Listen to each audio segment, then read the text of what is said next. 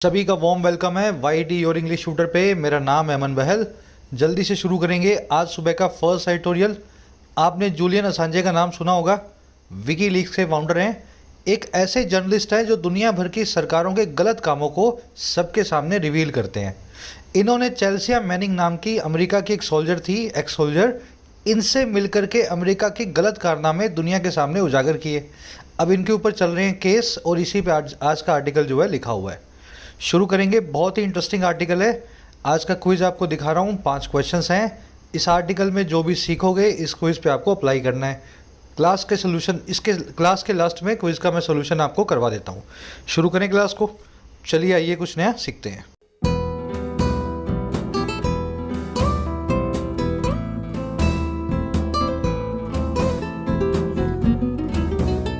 कह रहा है एन अनजस्ट परस्यूट।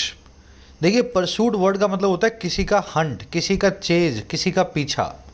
और अनजस्ट का मतलब होता है जो जस्टिफाइबल ना हो, जो गलत हो, जो सही ना हो। कह रहा है एक अनैतिक, एक गलत पीछा किया जा रहा है, चेज किया जा रहा है। और किसकी बात हो रही है? बात की जा रही है on US's relentless pursuit of Julian Assange. America के ना रुकने वाले रेलेंटलेस परस्यूट की, पीछे की, चेज की, हंट की, जो अमेरिका करता आ रहा है जूलियन असांज की पिछले 15 सालों से। तो कह रहे जो भी अमेरिका इसका पीछा कर रहा है ना जूलियन असांज का, कि इसको जेल में डालेंगे, इसको उम्र कैद देंगे, इसके ऊपर केस चलाएंगे, ये सारा का सारा अपने आप में अनजस्ट है, अनजस्टिफाइड है। इस आदमी ने कोई भी गलत काम नहीं किया है। चलिए अब आगे देखते हैं इसने क्या अच्छे और क्या बुरे काम किए हैं। वर्ड्स को नोट कर लेना। अनजस्ट का मतलब होता है अनजस्टिफाइड या अनजस्टिफाइबल, जो चीज़ सही ना ठहराई जा सके। परस्यूट का मतलब होता है किसी का चेज, किसी का हंट, किसी का पीछा। रेलेंटलेस का मतलब होता है जिसमें रेलेंट ना हो, जो रुकने को ना तैयार हो, जो अनरिलेंटिंग हो, अनयील्डिंग हो, स्टबन हो, नेवर सीजिंग हो। इसको आप डॉगिड भी बोलते हैं। एक वर्ड आगे आप देखेंगे अभी, डॉगिड, इसी का सिनोनिम आगे आएगा, है ना। बस आप किसी चीज़ के पीछे पड़ गए और बस रुक ही नहीं रहे हो दिन रात सुबह शाम, तो आप रेलेंटलेस डिज़ायर है उस चीज़ का आपको। चलिए अब इसके टाइटल पैराग्राफ को देखते हैं क्या कहना चाह रहा है। अरे Julian Assange deserves freedom not persecution for investigative journalism. कह रहे जूलियन असांज नाम का जो आदमी है ना, ये डिज़र्व करता है, ये लायक है फ्रीडम के, आज़ादी के। और कह रहे ना कि ये लायक है उस प्रोसिक्यूशन के, उस प्रताड़ना के, उस मिस ट्रीटमेंट या टॉर्चर के जो इसके इन्वेस्टिगेटिव जर्नलिज्म की वजह से इसको मिल रही है। ऐसा जर्नलिज्म, ऐसी पत्रकारिता जिसमें तहकीकात की जाए, इन्वेस्टिगेशन की जाए, इन्वेस्टिगेटिव जर्नलिज्म होता है। तो कह रहा है इस आदमी ने इन्वेस्टिगेशन करके जर्नलिज्म को नई ऊंचाइयों पे पहुंचाया है। इस आदमी को आज़ादी मिलनी चाहिए, ना कि अमेरिका और यूके की सरकारों के द्वारा प्रताड़ना यानी कि मिस ट्रीटमेंट। आ गया सेंटेंस समझ में? आज की वोकैब बहुत हैवी है ना। पहले बता रहा हूँ आपको, मज़ा आएगा देख के। जूलियन असांज की वर्ब है, इसको असांज, असांजे कुछ भी बोल देते हैं। इनकी वर्ब है डिजर्व्स। डिजर्व का मतलब होता है किसी चीज़ के लायक होना। इन्वेस्टिगेटिव मतलब तहकीकात भरा। परसिक्यूशन का मतलब होता है मिस ट्रीटमेंट या टॉर्चर। ये वर्ड आपने CAA में बार बार सुना होगा, जब CAA का मुद्दा चल रहा था। इंडिया में परसिक्यूटेड माइनॉरिटीज़ को जगह दी जाएगी, शरण दी जाएगी। तो परसिक्यूटेड माइनॉरिटीज़ वो हैं जिनको मिस ट्रीटमेंट मिल रही है आसपास की कंट्रीज़ में, पाकिस्तान, बांग्लादेश, अफगानिस्तान में। अब देखो ये परसिक्यूशन वर्ड तो आप समझ ही गए हैं, किसी को मिस ट्रीटमेंट मिलना। लेकिन इसको प्रोसिक्यूशन नाम के वर्ड से आपको कंफ्यूज नहीं करना है। पहला वर्ड है परसिक्यूशन, दूसरा वर्ड है प्रोसिक्यूशन। प्रोसिक्यूशन का मतलब है किसी अपराधी पे केस चला के उसकी कार्रवाई करना, जस्टिस की, है ना। Justice delivery system against a criminal. अगर आपके ऊपर प्रोसिक्यूशन चल रहा है ना, तो इसका मतलब क्या है? आपको कोर्ट में खड़ा करके आपके गुनाह बताए जा रहे हैं और आपकी सज़ा जो है डिसाइड की जा रही है। दोनों अलग अलग वर्ड्स हैं। चलो आगे बढ़े। अब एक कॉन्सेप्ट करवा लेते हैं आपको फटाफट से, बहुत अच्छा कॉन्सेप्ट है। Deserve verb. डिजर्व वर्ब कभी कभी अपने बाद में ऑफ लेती है। एक बार अपने आप से पूछो, डिजर्व के बाद में क्या ऑफ लगना चाहिए था इस केस में या नहीं? चलो अब जब अपने आप से क्वेश्चन करोगे ना, फिर ये कॉन्सेप्ट हमेशा याद रहेगा। डिजर्व का मतलब होता है किसी चीज़ के लायक होना, किसी चीज़ के लिए एलिजिबल होना। लेकिन डिजर्व वर्ब अपने बाद कभी प्रेपोजिशन नहीं लेगी। ये वर्ब ट्रांजिटिव वर्ब है। जैसे she deserves of this opportunity, उसको इस मौके का डिज़र्व है, वो इस मौके को डिज़र्व करती है, इस अपॉर्चुनिटी के लायक है। डिज़र्व यहाँ पे मेन वर्ब है, चुपचाप यहाँ से ऑफ को निकाल दो, ठीक है। लेकिन याद क्या रखना है, डिज़र्व वर्ब की आईएनजी फॉर्म में भी यूज़ होती है एडजेक्टिव बन के। देखो डिज़र्व वैसे स्टेटिव वर्ब है, स्टेटिव वर्ब की आईएनजी फॉर्म में यूज़ नहीं होती, लेकिन डिज़र्व वर्ब जब आईएनजी फॉर्म में आती है ना, तब ये एक्चुअल में वर्ब नहीं एडजेक्टिव हो जाता है। तो इसको मैं ऐसा भी लिख सकता हूँ, शी डिज़र्व्स को, she is deserving this opportunity. याद रखें, जब डिज़र्विंग एडजेक्टिव को यूज़ कर रहे हैं, इसके बाद में ऑफ लगेगा। ये छोटे छोटे रूल्स हैं, आपको अलग अलग एक एक करके याद करने पड़ेंगे। बार बार जब इनको रिपीट करोगे तो प्रैक्टिस में आ जाएंगे। तो she is deserving of this opportunity, यहाँ पे ऑफ लगेगा डिज़र्विंग की वजह से, लेकिन डिज़र्व जब मेन वर्ब है तब ऑफ नहीं लगेगा। यहाँ पे मेन वर्ब है इज़, ठीक है। चलो आगे बढ़ते हैं। अब एक काम करेंगे, इस आर्टिकल की सारी वोकैब को मैं आपको एक साथ दिखा देता हूँ। किसी कॉम्पिटिटिव एग्जाम की तैयारी अगर मेरी गाइडेंस में करना चाहें तो आप डाउनलोड करें आपकी अपनी application YET your English tutor को, प्ले स्टोर पे अवेलेबल है, फर्स्ट कमेंट में इसका लिंक डाल रहा हूँ। ऐप पे आपको बैंकिंग का कोर्स मिलेगा, क्लरिकल, PO, प्रीलिम्स, मेंस सारा सिलेबस प्रैक्टिस सेट्स के साथ आपको कवर करवाते हैं एक साल में। उसी तरीके से SSC का कोर्स भी अवेलेबल है, इसका फ़ायदा भी सभी SSC एग्जाम्स के लिए आप ले सकते हैं। राइटिंग का कोर्स भी ऐप के ऊपर है, जिसमें आपको बिल्कुल बेसिक से लिखना सिखाया जाता है, किसी भी एग्जाम के लिए आप, चाहे UPSC हो, बैंकिंग हो या SSC हो। हज़ारों लोग कोर्सेज का फ़ायदा ले चुके हैं, आप भी ले सकते हैं। कोर्सेज को जानबूझ करके कम कीमत पर रखा गया है, नो प्रॉफिट नो लॉस पे, ताकि हर आदमी इनको अफोर्ड कर सके। ऐप से रिलेटेड कोई क्वेरी हो तो ये नंबर है, इस पर व्हाट्सअप करें, डाउनलोड द ऐप टुडे। चलो जी, आ जाओ अपनी वोकैबुलरी शीट पे। बहुत सारे वर्ड्स हैं आज। रेलेंटलेस 2-4 दिन पहले आया था, फिर से आ गया आज। जो रेलेंट करने को, सरेंडर करने को तैयार ना हो, वो होता है रेलेंटलेस। जो बड़ा ही क्रूल हो, बेदर्दी हो, समझ गए ना, जंगली हो, never refusing to give up हो, उसको बोलते हैं रेलेंटलेस। इसको अनरेलेंटिंग भी बोल देंगे, एक ही बात है, रेलेंटलेस या अनरेलेंटिंग। और साथ में आप इसको अनयील्डिंग, इनएक्सोरेबल या डॉगिड भी बोल सकते हैं। इनएक्सोरेबल एक एडवांस वर्ड है, ऐसी चीज़ इनएक्सोरेबल होती है जो रुकने को तैयार ना हो। डॉगिड बना है डॉगमा से या डॉग से। कुत्ता अगर आपके पीछे पड़ जाए तो वो कभी हटेगा नहीं जल्दी से, है ना। अगर आपके पीछे पड़ा है तो वो दौड़ता रहेगा। बिल्कुल रेलेंटलेस परस्यूट होता है किसी कुत्ते का किसी इंसान को चेज करना। तो वहीं से डॉग से डॉगिड नाम का वर्ड हमने बनाया हुआ है, रेलेंटलेस का सिनोनिम। अब ये वर्ड कई बार हो चुका है, आज फिर से आर्टिकल में आप इसको देखने वाले हो। नेक्स्ट वर्ड है अपना परस्यूट। परस्यूट का मतलब होता है चेज या डिज़ायर, किसी चीज़ की हंट, किसी चीज़ की तलाश, किसी चीज़ का पीछा। The pursuit of happiness ends with the death. जो खुशी की तलाश है वो इंसान की डेथ के साथ ही ख़त्म होती है। इसको क्वेस्ट या एस्पिरेशन भी बोलते हैं। परस्यूट वर्ड आज आप आर्टिकल में देख चुके हैं शुरू में ही। फिलिप एक वर्ड है, आगे आएगा। फिलिप का मतलब होता है स्मॉल एनकरेजमेंट, हल्का सा बूस्ट, स्टिमुलेशन। इसको सकर और रिस्पाइट भी बोलते हैं। अच्छे अच्छे वर्ड्स हैं सारे, सकर, रिस्पाइट, जो है फिलिप। आज आप फिलिप नाम के वर्ड को आर्टिकल में देखेंगे। A cut in fuel prices may give fillip to the consumers facing high inflation. Fuel prices में एक कमी जो है वो थोड़ा फिलिप दे सकती है, थोड़ा सा इंकरेजमेंट दे सकती है वो कंज्यूमर्स को जो फेस कर रहे हैं बढ़ती महंगाई को, हाई इन्फ्लेशन को। फिलिप के लिए एक ईडियम भी हमारे पास, शॉट इन द आर्म। आपने सुना होगा इस ईडियम को, शॉट इन द आर्म, किसी को बूस्ट या एनकरेजमेंट देना। फिर एक वर्ड है हमारे पास एनश्राइंड। श्राइन आप जानते हैं दरगाह को बोला जाता है, मुस्लिम रिलीजन में होती है। दरगाह में क्या होता है, एक डेड बॉडी होती है जिस पे जाकर के आप पूजा या इबादत करते हैं। अगर आप एनश्राइंड है कोई चीज़ दूसरी चीज़ में एनश्राइंड है तो वो बिल्कुल वैसे ही अंदर बसी हुई है जैसे एक श्राइन में एक डेड बॉडी अंदर बसी हुई होती है। एनश्राइंड का मतलब होता है अंदर बसा हुआ होना, डीप रूटेड या डीप सीटेड होना, एम्बेडेड होना, एंट्रेंस्ड होना या इनहेरेंट होना। अब इन वर्ड्स की सबकी अपनी अलग अलग कहानी है। जैसे एम्बेडेड कैसे बना है, अंदर ही बेड लगा हुआ है, किसी चीज़ का अंदर बेड लगा हुआ है, वो अंदर ही बसी हुई है। ये बात समझ में, एम्बेडेड है। और एंट्रेंस्ड का मतलब क्या होता है, ट्रेंच का मतलब होता है खाई, अंदर खाई करके कोई चीज़ बैठी हो आपके तो एंट्रेंस्ड है वो। ऐसे ये सारे वर्ड्स जो है ना, छोटे छोटे वर्ड से कंपाउंड वर्ड बनाए गए हैं, ट्रेंच से, एंट्रेंस्ड, बेड से, एम्बेडेड। और fundamental rights and duties are enshrined in our constitution. हमारे मूल अधिकार और कर्तव्य एनश्राइंड है, अंदर बसे हुए हैं हमारे कॉन्स्टिट्यूशन के, हमारे संविधान के, अलग से नहीं है, संविधान का ही हिस्सा है। फिर उसी तरीके से एक वर्ड है इंस्ट्रूमेंटल। इंस्ट्रूमेंट का मतलब आप जानते हैं डिवाइस या उपकरण। अगर आपको टेम्परेचर लेना है तो आप थर्मामीटर यूज़ कर लेंगे, अगर आपको दूरी नापनी है तो आप ओडोमीटर यूज़ कर लेंगे। इंस्ट्रूमेंटल हर वो चीज़ है जो हेल्पफुल या सपोर्टिव होती है किसी काम को करने में। इंस्ट्रूमेंट का काम ही होता है आपको हेल्प करना किसी टास्क के अंदर। इंस्ट्रूमेंटल का मतलब है हेल्पफुल होना या सपोर्टिव होना। जैसे Bhagat Singh had an instrumental role in India's freedom struggle. Bhagat Singh का एक इंस्ट्रूमेंटल रोल था, हेल्पफुल या सपोर्टिव रोल था भारत के स्वतंत्रता संग्राम में। अब इसको कंड्यूसिव, असिस्टिंग या पिवटल भी बोलते हैं। पिवटल एक बहुत ही अच्छा वर्ड है। पिवटल आज आप आर्टिकल में देखेंगे। हेल्पफुल सपोर्टिव का सिनोनिम है जो है पिवटल। लास्ट वर्ड है हमारे पास बुलवॉक। बुलवॉक आप जानते हैं, एक ऐसा सपोर्ट जिस पे आप डिपेंड कर सकें। एक डिफेंसिव बाउंड्री को भी बुलवॉक बोलते हैं। आपके घर के चारों तरफ की बाउंड्री जो है ना, जिससे चोर उचक्के आपके घर में ना आ सकें, उसको भी बुलवॉक बोलते हैं। और आपके जीवन में कोई ऐसा इंसान है जिस पे आप डिपेंड कर सको सपोर्ट के लिए, वो इंसान भी आपका बुलवॉक है। Law is the bulwark of society. कानून जो है समाज का डिपेंडेबल सपोर्ट होता है।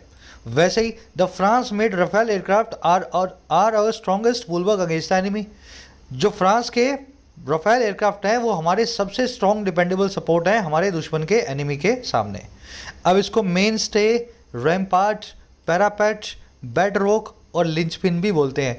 ये सारे वर्ड अपने आप में बेहतरीन वर्ड्स हैं। मेन प्लस में स्टे, सबसे मेन वाला स्टे सबसे बड़ा आधार कहलाएगा मेन स्टे, है ना। बुलवक का सिनोनिम है सबसे बड़ा आधार। रैम्पार्ट बोलते हैं किसी भी चार दीवारी को, कोई किला हो, कोई इमारत हो, उसकी चार दीवारी को बोलते हैं रैम्पार्ट। पैरापेट और रैम्पार्ट एक दूसरे के सिनोनिम है, चार दीवारी के, डिफेंसिव बाउंड्री के। बेड रॉक का मतलब है आपके बेड के नीचे की रॉक, जिस पे आपका बेड टिका हुआ है, जिस पे आपका मेन स्टे बना हुआ है, जो आपका बुलवॉक है वही आपका बेड रॉक है। आपके बेड के नीचे की वो रॉक जिसके ऊपर आपका बेड टिका हुआ है, अगर रॉक निकल जाए तो आपका बेड भी गिर जाएगा। बस यही 5-6 वर्ड्स हैं, आज आप डिटेल में इनको देखेंगे। आ जाओ आर्टिकल पे, फटाफट से आपको एक समरी दें। जूलियन असांज के बारे में आप जानते हैं, एक ऑस्ट्रेलियन जर्नलिस्ट हैं। एक दिन इनके पास एक खुफिया खबर आई किसी कंट्री की सरकार के लिए। इस खबर को इन्होंने वेरीफाई करके उनके डॉक्यूमेंट्स के साथ में एक वेबसाइट बनाई विकीलीक्स, और उसके ऊपर पब्लिश कर दिया। अब ये जो भी पब्लिश करते थे विकीलीक्स पे, वो दुनिया भर की काली करतूतें होती थी, कारनामे होते थे सरकारों के, और उन खबरों को बोलते थे केबल, क्योंकि उसके अंदर क्या होता था, एक न्यूज़ प्लस में उसके डॉक्यूमेंट्स, जिससे वो वेरीफाई हो सके। जब इन्होंने विकीलीक्स पे शुरू किया पब्लिश करना, तभी से इनके पास दुनिया भर से एक्टिविस्ट लोगों के फ़ोन कॉल्स आने लगे, इन्विटेशन आने लगे कि आप हमारी खबर जो है ना उसको भी वेरीफाई करो और अपनी वेबसाइट पे पब्लिश करो। तो इन्होंने India, France, UK, Germany, US, हर देश के काले करतूतों कारनामों को अपनी वेबसाइट पे पब्लिश कर दिया। अब तब से क्या है, अमेरिका की सरकार इनके पीछे पड़ी है, यूके की सरकार इनके पीछे पड़ी है। फाइनली यूके में इनको अरेस्ट किया गया। अमेरिका चाहता है कि इनका केस अमेरिका में चले और वहाँ पे इनको सज़ा मिले। अब यूके की सरकार ने फाइनली अमेरिका को देने को एग्री भी हो गई है। हमारा आर्टिकल कह रहा है कि जूलियन असांज के साथ जो भी हो रहा है ना, बहुत गलत हो रहा है। ये जर्नलिज्म का, इन्वेस्टिगेटिव जर्नलिज्म का सबसे उभरता चेहरा है। ये फ्रीडम को डिजर्व करते हैं, ना कि प्रोसिक्यूशन को, किसी सज़ा को। ऐसे जर्नलिस्ट तो दुनिया भर की काली करतूतें सबके सामने ला करके पब्लिक की भलाई कर रहे हैं। इनको फ्रीडम मिलनी चाहिए, जेल की सलाखें बिल्कुल नहीं। बस यही आज इसकी समरी है। आज की टोन है राइचस और लॉजिकल। सही और गलत की बात जब जब किसी आर्टिकल में होगी, राइचस और लॉजिकल या रैशनल टोन में वो आर्टिकल लिखा होता है। राइचस का मतलब ही होता है सही और गलत के बीच का फ़र्क। चलिए शुरू करें आर्टिकल को। इंटरेस्टिंग है, कहानी की तरह पढ़ना।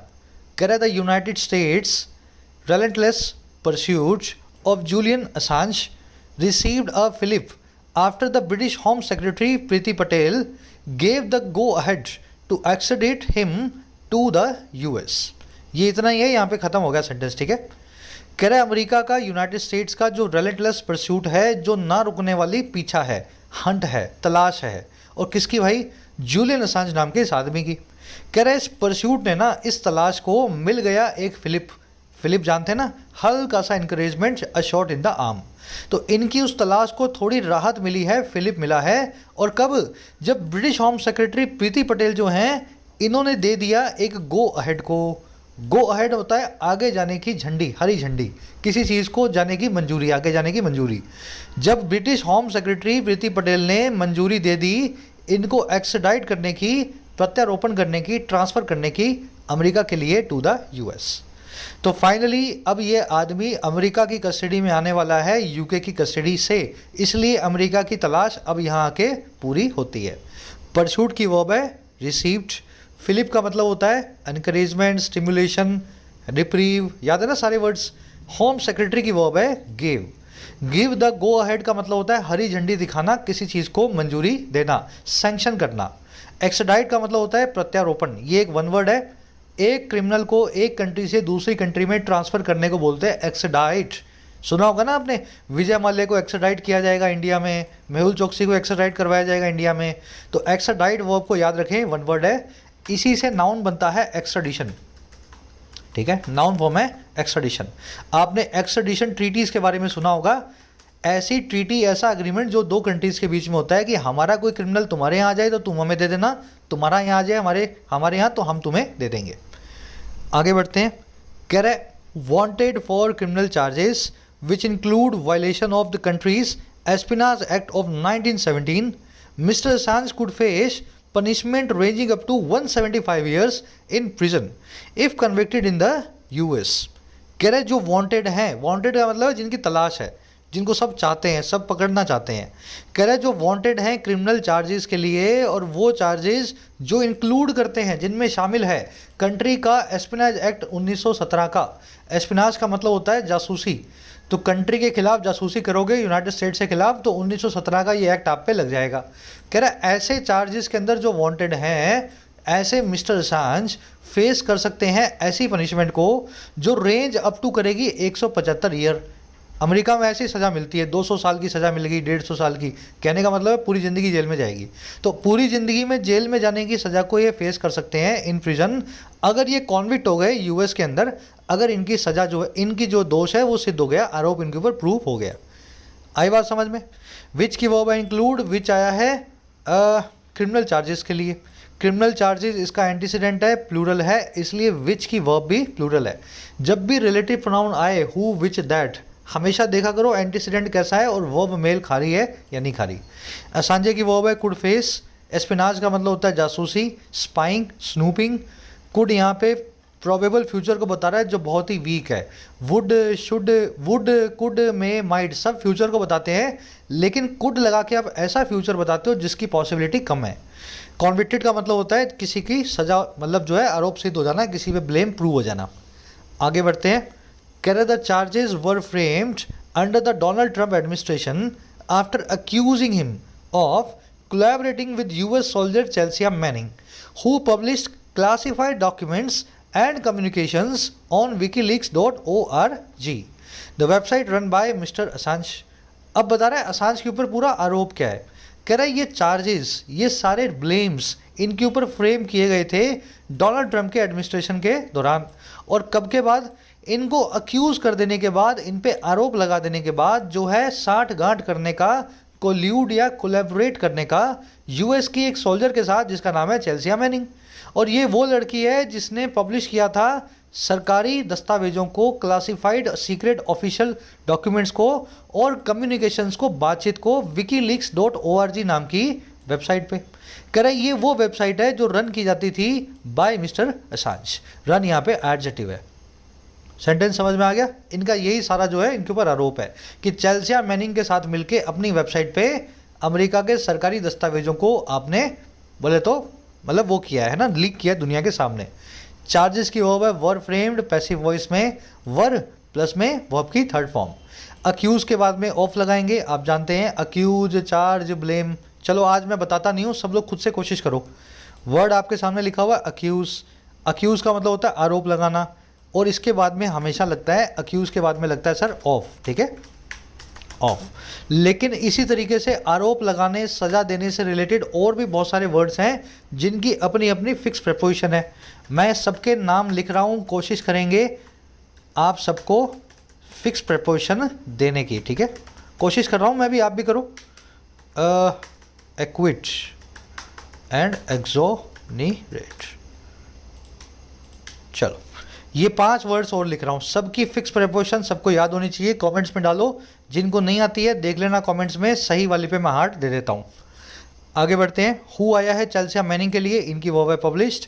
क्लासिफाइड मतलब सरकारी सीक्रेट, क्लासिफाइड डॉक्यूमेंट्स मतलब सरकारी दस्तावेज। रन यहाँ पे एडजेक्टिव है, वो वाली वेबसाइट जो रन की जाती थी। रन, रैन, रन, ये रन की थर्ड फॉर्म है ना, V3 है ये एडजेक्टिव V3। चलो आगे बढ़ते हैं। कह रहा है mister Assange is the first journalist to have been charged under the first World War Act era act।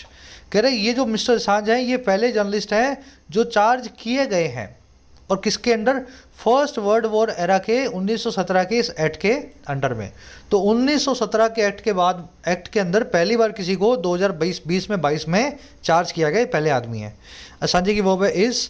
अब ये टू हैव बीन V3 क्या होती है भाई, journalist to have been charge. तो ये टू हैव बीन प्लस में V3 कौन सी स्ट्रक्चर है, करवा देते हैं फटाफट से, देख लो। टू प्लस में बेस फॉर्म लगेगा तो एक्शन पेंडिंग है, इसको बोलते हैं सिंपल इन्फिनेटिव एक्टिव में। टू प्लस में हैव प्लस V3 लगेगा तो एक्शन फिनिश्ड है, इसका मतलब है परफेक्ट इन्फिनेटिव एक्टिव में। लेकिन परफेक्ट इन्फिनेटिव को पैसिव भी बनाया जा सकता है बिन बीच में लगा के। अब प्रैक्टिकली देखो इस रूल को कैसे अप्लाई करना है। ये रूल तो आपके सामने मैंने लिख दिया है। मान लीजिए ऐसा बोलना चाहूँ, चाइल्ड जो था, लड़का जो था गार्डन में खेलना चाहता था। द चाइल्ड वॉन्टेड टू, अब यहाँ पे प्ले लिखोगे जो भी लिखोगे, इन द गार्डन। मुझे बताओ अगर मैं यहाँ पे प्ले लिख दूँ तो इसका मीनिंग क्या आएगा। ये जो प्ले नाम का जो एक्शन है ना ये अभी भी पेंडिंग है, और ये एक्शन वांट के बाद में होगा। पहले ये बताओ बच्चा पहले खेलेगा या पहले खेलना चाहेगा। ऑफ कोर्स पहले खेलना चाहेगा, फिर अपनी मम्मी को बोलेगा, उसकी मम्मी उसको खिलाएगी। तो वांट पहले होगा, प्ले बाद में होगा। तो ये प्ले एक्शन अभी भी पेंडिंग है जब हम वांट वर्ब की बात कर रहे हैं। बात समझ में आ रही है। जो एक्शन पेंडिंग होता है उसके लिए हम सिंपल इन्फिनेटिव को यूज़ कर लेते हैं। हमने लिख दिया टू प्ले। इतनी बात समझ में आ गई तो ये पूरा कॉन्सेप्ट आपको समझ में आ जाएगा। वांट पहले हुआ, प्ले बाद में हुआ। अब दूसरा केस देखो, अ क्राइंग चाइल्ड सीम टू, जो भी लिखोगे हर टॉय, एक रोता हुआ बच्चा दिखाई देता था कि वो अपना खिलौना जो है खो चुका था। खोने के लिए वर्ब यूज होती है लूज। अब मुझे बताओ यहाँ पे लूज लिखूं तो सही होगा क्या। A crying child seemed to lose her toy, इसका मतलब पता क्या हो जाएगा, एक रोता हुआ बच्चा दिखाई देता था कि वो लूज करेगा अपने टॉय को। भाई ये चाहता था मैं खेलूंगा, और ये लड़का दिखाई देता था कि ये लूज करेगा। ये लूज करेगा तो पहले क्यों रोएगा भाई, ये लूज कर चुका है, अपना खिलौना खो दिया है, अब जाके रो रहा है। तो ये लूज करने का काम हो चुका है, सीम का काम बाद में हो रहा है। पहले खोया इसने, फिर रोता हुआ दिखाई दिया, तो ये एक्शन फिनिश्ड है। इस एक्शन के बाद में हो रहा है, पहले हो चुका है एक्शन है ना लूज वाला। तो इसके लिए to have plus V3 use करेंगे। यहाँ लिखूंगा टू हैव V3 लॉस की होती है लॉस्ट। अब तीसरा देखो, अ चाइल्ड सीम टू, अब यहाँ पे फिर घूमने की बात हो रही है। एक बच्चा दिखाई देता था कि वो खुद ही खो चुका है। देखो सीम्ड काम बाद में हो रहा है, पहले उसके खोने का काम हो रहा है। खोने के लिए हम टू हैव V3 को यूज़ कर लेते हैं, टू हैव लॉस्ट। लेकिन बच्चे ने किसी को नहीं खोया है, बच्चा खुद खोया है। यहाँ पे एक्टिव नहीं, यहाँ पे पैसिव वर्ब यूज़ होगी। यहाँ पे तो खिलौने को खोया था तो एक्टिव, अब यहाँ पे बच्चा खुद ही खो गया है तो पैसिव। तो उसके लिए हम यूज़ करते हैं seemed to have lost. A crying child seem to have lost. तो बिल्कुल बेसिक से आपकी अंडरस्टैंडिंग बिल्ड करके लाया हूँ। इस तरीके से पैसिव में परफेक्ट इन्फिनेटिव को यूज़ किया जाता है। तो ये जो जर्नलिस्ट है ना, ये पहली जर्नलिस्ट है जो चार्ज हो चुकी है। Journalist to have been charge under the act. चलो आगे बढ़ते हैं। बाकी बेसिक्स में डिटेल में हो चुका है, आज के क्विज में इस कॉन्सेप्ट को यूज़ करेंगे। कह रहा है ironically during the tenure of Mr Trump's predecessor Mr Barack Obama, US President Joe Biden was the vice president then, the Justice Department had concluded that it would not pursue criminal charges against Mr. Assange and WikiLeaks, as it would pose grave threats to the country's press freedom laws, particularly the First Amendment of the US Constitution that guarantees freedom of expression. देखो sentence इतना लंबा है, कोई बात नहीं, कितना भी लंबा हो, हमें तो स्ट्रक्चर पता है ना। कह रहा है हंसी की बात ये है, आयरॉनिक बात ये है, आयरॉनिकली मतलब हंसी की बात ये है कि दौरान जो है ड्यूरिंग उस टेन्योर के, उस पीरियड के जो था मिस्टर ट्रम्प के प्रेडेसेसर का, मिस्टर ट्रम्प के पूर्वज का। प्रेडेसेसर मतलब इनसे पहले आने वाला, और वो कौन था, मिस्टर ओबामा। अब ब्रैकेट में क्या लिख रहा है, कह रहा है जो बाइडन जो है ना US प्रेसिडेंट आज, वो ओबामा के टाइम में वाइस प्रेसिडेंट हुआ करते थे, was the vice president then. कह रहा है हंसी की बात ये है कि डोनाल्ड ट्रंप के प्रेडेसेसर के कार्यकाल के दौरान, टेन्योर के दौरान, जो बराक ओबामा थे उनके टेन्योर के दौरान, जो जस्टिस डिपार्टमेंट था, अमेरिका का न्यायालय डिपार्टमेंट था, उसने कंक्लूड किया था कि ये परस्यू नहीं करेगा, ये हंट नहीं करेगा क्रिमिनल चार्जेस को मिस्टर असांज के खिलाफ और विकीलीक्स के खिलाफ। इन दोनों ऑर्गेनाइजेशन और इंसानों के खिलाफ कोई भी क्रिमिनल चार्ज ये नहीं लगाएगा। कह रहे क्योंकि ये सभी चार्जेस पोज करेंगे, खड़ा करेंगे गंभीर चुनौतियों को कंट्री की प्रेस फ्रीडम लॉज के सामने, कंट्री के जर्नलिज्म की जो आज़ादी है उनके कानूनों के सामने। खास करके जो फर्स्ट अमेंडमेंट है, पहला संविधान संशोधन है यूएस के कॉन्स्टिट्यूशन में, जो ये गारंटी भी देता है फ्रीडम ऑफ एक्सप्रेशन की, अभिव्यक्ति के अधिकार की। तो पहले अमेरिका बोलता था कोई केस नहीं चलाऊंगा, बराक ओबामा बोल के गए थे, लेकिन ट्रंप आए और ट्रंप ने आते ही बोला केस तो चलेगा। तो बराक ओबामा के टाइम जो बाइडन जो है उनके वाइस प्रेसिडेंट भी थे, लेकिन आज प्रेसिडेंट बनने के बावजूद जो बाइडन उन पे केस चलाने को तैयार है। आयरनी यही है, उपहास की बात यही है। अब आ जाओ स्ट्रक्चर देख लेते हैं। जस्टिस डिपार्टमेंट की वर्ब है हैड कंक्लूडेड, जो बाइडन की वर्ब है वॉज, इट की वर्ब है वुड नॉट परस्यू, इट आया जस्टिस डिपार्टमेंट के लिए। परस्यू का मतलब होता है किसी का पीछा करना, किसी चीज़ को पूरा करने की कोशिश करना। इट की वर्ब है वुड पॉज, पॉज का मतलब होता है खड़ा करना।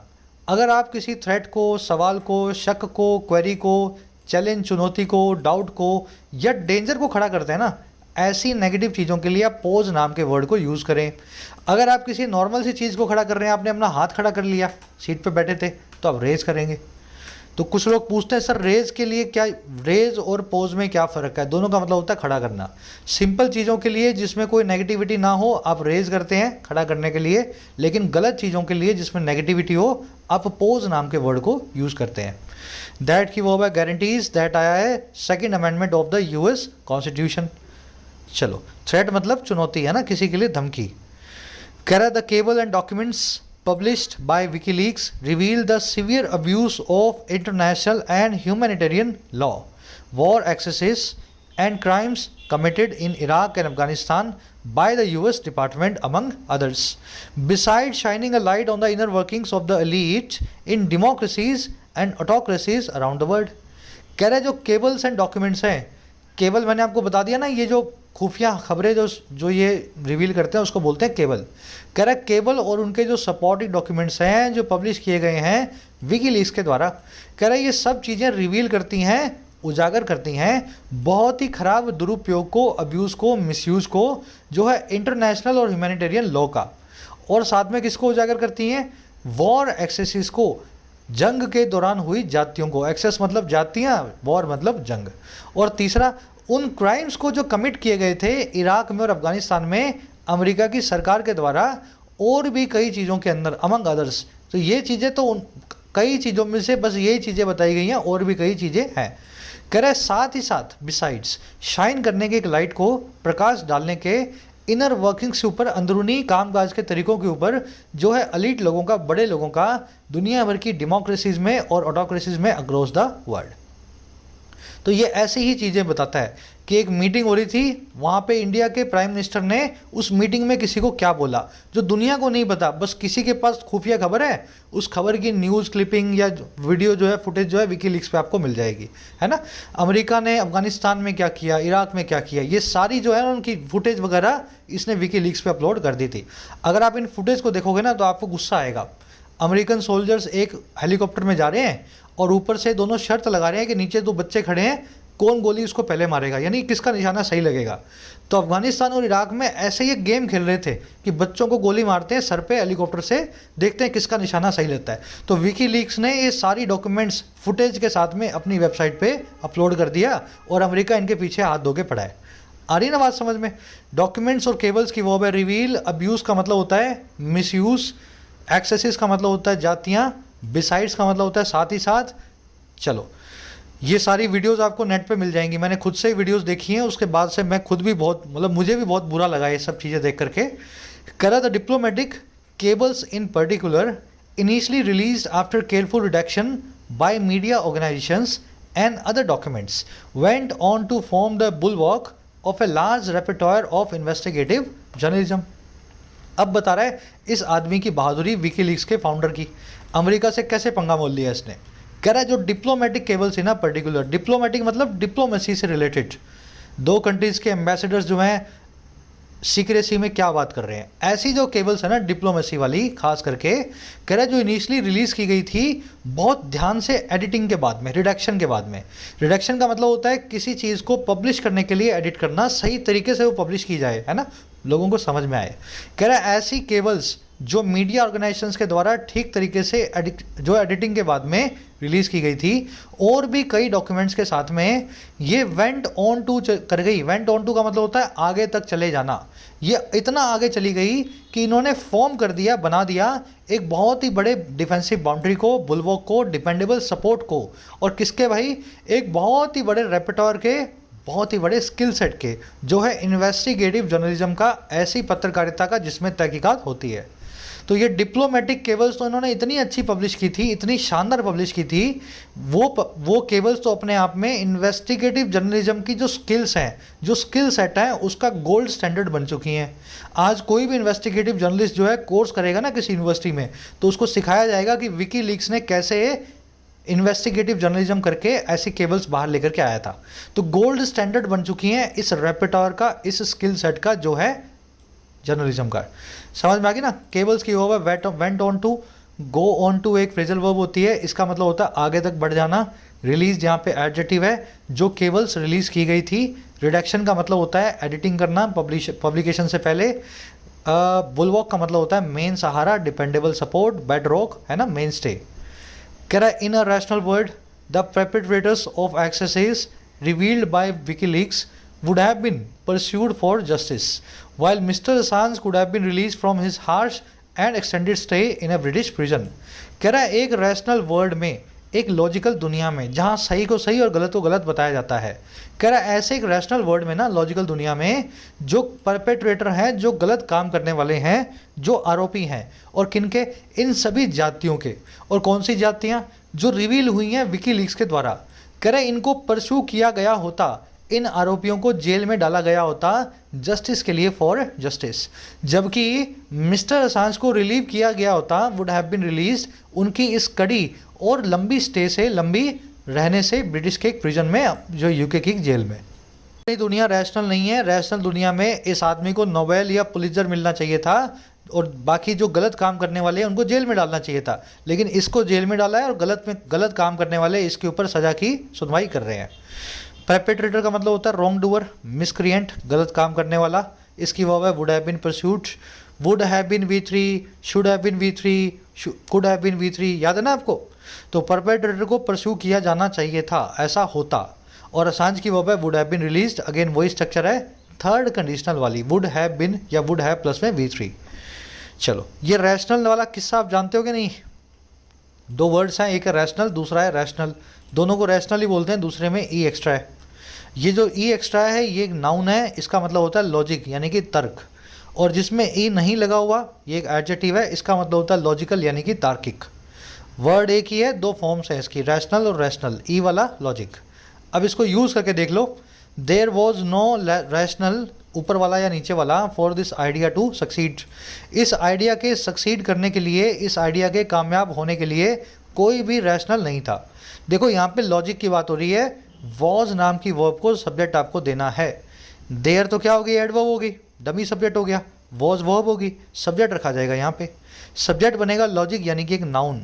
तो यहाँ पे आप लिखेंगे there was no rational for this idea to succeed. लेकिन दूसरे केस में देख लो, lockdowns were the only rational या रैशनल चॉइस, यार आगे आगे लिख दिया मैंने यहाँ पे, rational choice to contain the virus at that time. Lockdown जो थे वो अकेली एक तार्किक ऐसा विकल्प थे, रैशनल चॉइस थे, जो वायरस को कंटेन करने के लिए ज़रूरी थी उस वक्त, उसको कंट्रोल करने के लिए। यहाँ पे चॉइस नाम के नाउन के लिए एडजेक्टिव चाहिए, तार्किक विकल्प की बात हो रही है, तो मैं यहाँ लॉजिकल या रैशनल को यूज़ कर सकता हूँ। तो ये दोनों अलग वर्ड्स हैं सर, याद रखना है इनको, इनका अलग अलग काम है, एक नाउन है, एक एडजेक्टिव है। बढ़े आगे, आ जाओ नेक्स्ट पैराग्राफ पे। अब बताएगा अमेरिका की बुराइयां, है ना। कह रहा है yet the dogged pursuit of mister Assange has been renewed by the Biden administration. कह रहा है फिर भी ना थमने वाला, अनरिलेंटिंग, स्टबर्न, ढीठ जो परस्यूट है, जो पीछा है, जो हंट है मिस्टर बाइडेन की, वो रिन्यू की गई है मिस्टर बाइडेन के एडमिनिस्ट्रेशन के द्वारा। असांजे की जो परस्यूट है असांजे का, तो बाइडेन देख चुके हैं कि बराक ओबामा ने बोला था कि इनके ऊपर केस नहीं चलाएंगे, लेकिन फिर से ये चला रहे हैं। परस्यूट की वर्ब है हैज़ बिन रिन्यूड, रिन्यू करना मतलब किसी चीज़ को फिर से नया करना। डॉगिड आप जानते हैं जो अनरिलेंटिंग हो, जो स्टबर्न हो।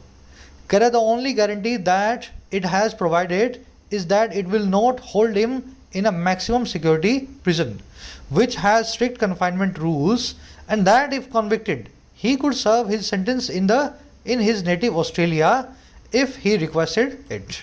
कह रहा महज अकेली गारंटी जो ये प्रोवाइड करता है, इसने प्रोवाइड की है बाइडन के एडमिनिस्ट्रेशन ने, इस वो है दैट वो ये कि ये इसको एक मैक्सिमम सिक्योरिटी प्रिजन में नहीं रखेगा, 4x4 की सेल में, ऐसी सिक्योरिटी वाला प्रिजन जिसमें स्ट्रिक्ट कन्फाइनमेंट के रूल्स होते हैं, जेल के रूल्स बड़े स्ट्रिक्ट या कड़े होते हैं, बस आपकी सेल है 4x4 की, उसी में आपको रहना, अकेले हो सारा दिन।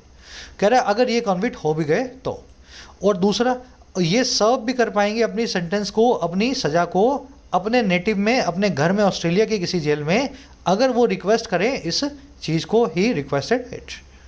आगे बात समझ में? तो यही गारंटी बाइडन ने बोली है, 4x4 की जेल में नहीं डालेंगे। दूसरा, अगर सज़ा मिली तो ऑस्ट्रेलिया जाके भी अपनी सज़ा को काट सकता है। गारंटी की वर्ब है इस, इट की वर्ब है हैज़ प्रोवाइडेड, इट आया है बाइडन एडमिनिस्ट्रेशन के लिए, अगेन इट की वर्ब है विल नॉट होल्ड। विच की वर्ब है हैज़, विच आया है मैक्सिमम सिक्योरिटी प्रिजन के लिए, वो प्रिजन जिसके स्ट्रिक्ट कन्फाइनमेंट रूल्स होते हैं। कन्फाइनमेंट मतलब जेल, इनकार्सरेशन या इम्प्रिजनमेंट, कारावास को बोलते हैं कन्फाइनमेंट, है ना, किसी को कन्फाइन लिमिट्स में बांध देना। ही की वर्ब है कुड सर्व, ही की वर्ब है रिक्वेस्टेड। सेकंड कंडीशनल यूज़ किया गया है, वुड की जगह कुड लगाया गया है। अगर वो रिक्वेस्ट करे तो वो ऐसा कर जाए, आ रही है बात समझ में? तो यहाँ पे वुड की जगह कुड लगाया गया है, राइटर ने अपने हिसाब से लगा दिया है। वैसे वुड आता है जो है स्टैंडर्ड फॉर्म में, तो ही प्लस में वर्ब की सेकंड फॉर्म इफ़ के साथ में, और यहाँ पे ही के प्लस में वुड प्लस में वर्ब की बेस फॉर्म। चलो आगे बढ़ते हैं। कह रहा है its position runs counter to its stated aim of bringing the US back to the forefront of world democracies that promote values enshrined in the west as pivotal such as the freedom of expression according to the press. कह रहा है इसकी जो position है America की, ये run counter to होती है, बिल्कुल उल्टी जाती है इसके उस एम के, उस मकसद के, उस ऑब्जेक्टिव के जिसको इसने स्टेट किया है, सबके सामने डिक्लेयर किया है। और कौन सा मकसद है भाई? ऑफ लगा के बता रहे हैं, लाने का अमेरिका को वापस, ब्रिंगिंग द यूएस बैक, और कहाँ पे? सबसे आगे, to the forefront of, forefront मतलब सबसे अगला सिरा, तो सबसे आगे वर्ल्ड डेमोक्रेसी के, दुनिया भर की डेमोक्रेसीज के, और वो डेमोक्रेसीज जो प्रमोट करती हैं ऐसी वैल्यूज़ को, ऐसे नियमों को जो एनश्राइंड है, अंदर बसे हुए हैं वेस्टर्न पाश्चात्य सभ्यता के अंदर, जो और कैसे बसे हुए हैं? बहुत ही पिवटल के तौर पे, बहुत ही इंस्ट्रूमेंटल या क्रूशियल हिस्से के तौर पे। जैसे कि फ्रीडम ऑफ एक्सप्रेशन है, अभिव्यक्ति का अधिकार है जो दिया गया है जर्नलिस्ट को, प्रेस को, यानी मीडिया को।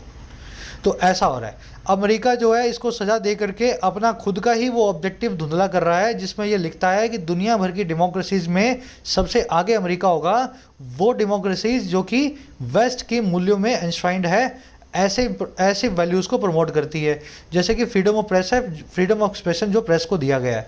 अब ये खुद ही प्रेस की फ्रीडम को गला घोटने को तैयार बैठा है अमेरिका, इस आदमी को सज़ा दे करके। समझ में आ गया ना सेंटेंस? इस पोजीशन की वर्ब है run counter to. Run counter to का मतलब होता है बिल्कुल उल्टे जाना। To the forefront of मतलब सबसे आगे लीडरशिप रोल में, फोर फ्रंट मतलब सबसे अगला front, the front most position. That की वर्ब है प्रमोट, दैट आई है वर्ड डेमोक्रेसीज के लिए, प्लूरल एंटीसीडेंट, प्लूरल ही वर्ब है। एनश्राइंड मतलब अंदर बसा हुआ, एंट्रेंस या inherent. Pivotal, instrumental, very crucial, very helpful, जानते हो ना आप। वेस्ट के आगे द क्यों लगाया? अब ये आप बताओगे, सब कुछ मैं बता दूंगा तो कैसे होगा। वेस्ट के आगे, ईस्ट के आगे, इक्वेटर के आगे, ग्रीनविच के आगे द क्यों लगाते हैं, नॉर्थ पोल के आगे? क्या रीज़न है इन सारी लोकेशंस के आगे द लगाने का? कमेंट्स में डालो जिनको पता है। चलो, कैरे subjecting mister Assange to trial will be a blow against media freedom in the US and will also criminalize investigative journalism, particularly one that is pointed at the inner working of the deep state। अब कह रहा है अगर mister Assange को आपने सज़ा दे दी तो इससे नुकसान क्या होगा? कह रहा है सब्जेक्ट करना, अधीन करना मिस्टर असांज को एक ट्रायल के, सब्जेक्ट टू ए ट्रायल का मतलब करना इनके ऊपर ट्रायल चलाना, ट्रायल के अधीन में इनको रख देना। कह रहा है ये जो काम है ना, ये होगा एक चोट, और किसके ऊपर? किसके अगेंस्ट? प्रेस की फ्रीडम के अगेंस्ट, अमेरिका में, और साथ ही साथ ये क्रिमिनलाइज भी कर देगा इन्वेस्टिगेटिव जर्नलिज्म को, ऐसी पत्रकारिता को जिसमें तहकीकात की जाए। कह रहा है खास करके वो वाली जो कि पॉइंट करती है, जो इशारा करती है अंदरूनी कामकाज को डीप स्टेट के, किसी भी राज्य के डीप ब्यूरोक्रेसी के, डीप मशीनरी के। अगर आज मिस्टर असांज को सज़ा मिली तो ये एक मिसाल बन जाएगी, दूसरे इन्वेस्टिगेटिव जर्नलिज्म जो है, जर्नलिस्ट जो है, इस काम को करने से हमेशा कतराएंगे जो असांज ने किया है। सब्जेक्टिंग की वर्ब है विल बी, एक जीरेंड है, वर्ब की आईएनजी फॉर्म, सब्जेक्ट बना हुआ है। इसकी दूसरी वर्ब है विल ऑल्सो क्रिमिनलाइज। दैट की वर्ब है इज पॉइंटेड, दैट आया इन्वेस्टिगेटिव जर्नलिज्म के लिए। डीप स्टेट का मतलब होता है अंदरूनी, बहुत ही अंदर का जो ब्यूरोक्रेसी, जो मशीनरी होती है ना, उसको बोलते हैं डीप स्टेट। हमें नहीं पता मोदी जी अमित शाह से क्या बात करते हैं, ऐसी बात जो है वो जो हमें पता ही नहीं है, जो किसी को पता हो भी नहीं सकती है, इसको बोलेंगे inner workings of deep state. ऐसा जर्नलिज्म किसी के सामने कभी भी नहीं आएगा इस घटना के बाद। कह रहा mister Assange's representatives have filed an appeal before the British High Court. तो मिस्टर असांज जो है, इनके जो नुमाइंदे हैं, जो प्रतिनिधि हैं, इन्होंने फाइल किया है एक अपील को ब्रिटिश हाई कोर्ट के सामने। कह रहा with the present labour party led Australian government, Mr. Assange remains an Australian citizen, also expressing its displeasure at the continued pursuit. The onus is on the British judiciary to do the right by him. कह रहा है इस चीज़ के साथ ही, किस चीज़ के भाई, present labour party की लेड ऑस्ट्रेलियन गवर्नमेंट के साथ ही, प्रेजेंट में लेबर पार्टी की अध्यक्षता में, लेबर पार्टी की अगुवाई में जो ऑस्ट्रेलिया की गवर्नमेंट बनी हुई है उसके। कह रहा है इस गवर्नमेंट के, अब ये बीच वाला छोड़ दो, अभी ये डैश से डैश वाला अलग कर दो। कह रहा है इस गवर्नमेंट के साथ ही साथ एक्सप्रेस करने के इसके डिसप्लेजर को, नाराज़गी को, इस असांज नाम के आदमी के कंटिन्यूड परस्यूट को, लगातार बने हुए पीछे को। तो गवर्नमेंट जो है ऑस्ट्रेलिया की बार बार अपनी नाराज़गी जाहिर कर रही है कि क्यों अमेरिका हमारे एक नेशनल के पीछे पड़ा है। कह रहा है इनके नाराज़गी जाहिर करने के साथ ही अब जो ऑनस है, जो जिम्मेदारी है, जो रिस्पॉन्सिबिलिटी है, वो है ब्रिटिश जुडिशरी पे राइट काम को, to do the right by him करने को, इस आदमी के साथ जस्टिस करने को। To do right by someone मतलब किसी के साथ न्याय करना, किसी के साथ सही काम करना, to do justice with someone. तो अमेरिका की सरकार जो भी कर रही है, ऑस्ट्रेलिया की सरकार अपनी नाराज़गी जाहिर करती है उस पर, और बात आ गई ब्रिटिश जुडिशरी पे कि वो कैसे इस आदमी से न्याय अब करेगी। अब ये बीच में क्या लिखा हुआ भाई, मिस्टर असांज बना हुआ है एक ऑस्ट्रेलियन सिटीजन, आज भी वो ऑस्ट्रेलिया का ही एक नागरिक है, इस वजह से ऑस्ट्रेलिया की सरकार इस चीज़ पे नाराज़ है। सेंटेंस समझ में आ गया ना। विद का मतलब है के साथ ही, इस पूरे काम होने के। ऑनस की वर्ब है इज, ऑनस का मतलब है रिस्पॉन्सिबिलिटी, जिम्मेदारी। ऑन प्लस में अस, जो हमारे ऊपर है वही हमारी जिम्मेदारी है, ऐसे इस वर्ड को याद करो। टू डू जस्टिस या to do right by someone, किसी के साथ न्याय करना। चलिए, थोड़ा हैवी था आज का आर्टिकल, वोकैब में, ग्रामर में। कोशिश की हमने मैक्सिमम जितना अच्छे से कवर कर सकें। आ जाओ अपने क्विज़ पे, 5 क्वेश्चंस आपके सामने हैं, फटाफट मैं आपको हिंट्स दे देता हूं ताकि आप इनको सोल्व कर सको। बुल वॉक का इनमें से कौन सा सिनोनिम नहीं है? तो आपको मैंने वोकैब शीट में बुल वॉक नाम के वर्ड को अच्छे से करवाया है। तो सारे वर्ड्स इसके सिनोनिम देख लो और बता दो कौन सा इसका सिनोनिम नहीं बनता है। चारों वर्ड्स के मीनिंग निकालो, अपने आप इसका आंसर आ जाएगा। चौथे के अंदर आपसे पूछा है गलत काम करने वाले शरारती तत्वों को क्या बोलते हैं? रॉन्ग डूअर या मिसक्रिएंट के लिए कौन सा एक वर्ड है? तो एंट्रेंस्ड है, परपेट्रेटर है, पैरापेट है या क्लासिफाइड है? तो देख लो चारों में से कौन सा आएगा। तीसरे में आपसे पूछा है प्रत्यारोपण क्या कहलाता है? एक गवर्नमेंट से दूसरी गवर्नमेंट में किसी क्रिमिनल का ट्रांसफ़र को अंग्रेजी में, इंग्लिश में क्या बोलते हैं? परपेट्रेटर बोलते हैं, एक्सट्रैडिशन बोलते हैं, एस्पिनाज बोलते हैं, पिवटल बोलते हैं। तो ये तो वोकैबुलरी के वर्ड्स हैं, मेरे ख्याल से आप इजीली कर लोगे। फर्स्ट वाले में आपसे पूछा है अलेजिड के बाद में किस टाइप का इन्फिनेटिव हम यूज़ करें? सिंपल इन्फिनेटिव को यूज़ करें, परफेक्ट को एक्टिव में यूज़ करें, सिंपल को पैसिव में यूज़ करें या परफेक्ट को पैसिव में यूज़ करें? तो एक्शन देख लो, काम हो चुका है तो परफेक्ट इन्फिनेटिव, और काम अगर किसी के ऊपर हुआ है तो पैसिव के अंदर, अगर काम किसी ने किया है तो एक्टिव के अंदर। लॉजिक लगेगा यहाँ पे कोई ऐसा नहीं है कोई जादू मंत्र है, कोई आपने कोई सर फॉर्मूला लगाऊंगा मैं, है ना, सब लॉजिक है यहाँ पे। आप सीधे सीधे देख लो काम पेंडिंग है या काम हो चुका, और काम करने वाला कौन है और काम होने वाला किस पे है। अपने आप ही एक्टिव, पैसिव और सिंपल और परफेक्ट के बीच का आपको आइडिया लग जाएगा। सेकंड वाले में आपसे पूछा है डिजर्व वर्ब को कैसे यूज़ करना है? डिजर्विंग के बाद में ऑफ आता है या नहीं आता है? डिजर्व के बाद में ऑफ आता है या नहीं आता है? ये कॉन्सेप्ट भी आप कर चुके हो। पांचों क्वेश्चंस के आंसर इसी वीडियो के फर्स्ट कमेंट में डाल रहा हूँ, जाके चेक कर लो। मेरे आंसर्स को अपने आंसर से मैच करके बताना आउट ऑफ 5 कितने मार्क्स मिले। हिंट्स भी मैं आपको वहीं जो है ना आंसर के बाजू में आपको हिंट्स भी मिल जाएंगे। चलिए मुलाकात होगी कल। एक लाइक और एक शेयर जरूर से दें सेशन को। कोर्सेज सारे अवेलेबल हैं एप्लीकेशन पे, राइटिंग का, एसएससी का, बैंकिंग का। कोई भी क्वेरी हो, सवाल हो, इस नंबर पे व्हाट्सअप करें। Until then, signing out.